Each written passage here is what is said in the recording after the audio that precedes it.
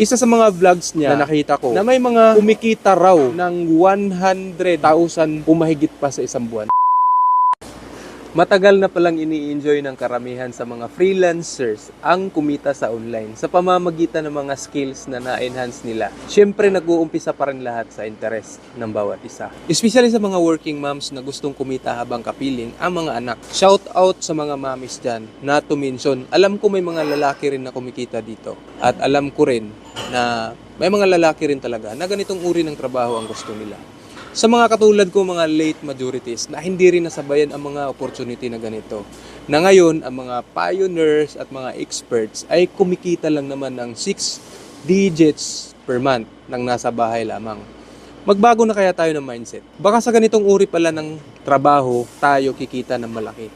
Years ago, pumatok ang mga online jobs na katulad ng mga social media marketing, social media management, at social media engager o ano pa man ang tawag ng iba dito. Overview ng trabaho ay mag-handle lang ng mga social media accounts sa mga clients and you will get paid per hour or per task. Alam nyo ba to? Ako lately ko lang talaga nalaman to. Hindi ko rin bet ang ganitong uri ng trabaho. Pero gusto ko lang i-share sa inyo dahil pwede pala tayong kikita talaga dito.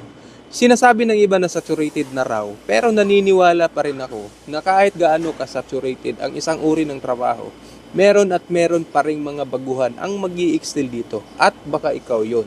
May isang social media expert ako napanood sa YouTube. Nagba-vlog siya ng mga tutorials on how to become a social media expert. Marami siyang mga videos dito na kung interested kayo, bisitahin nyo ang kanyang YouTube channel.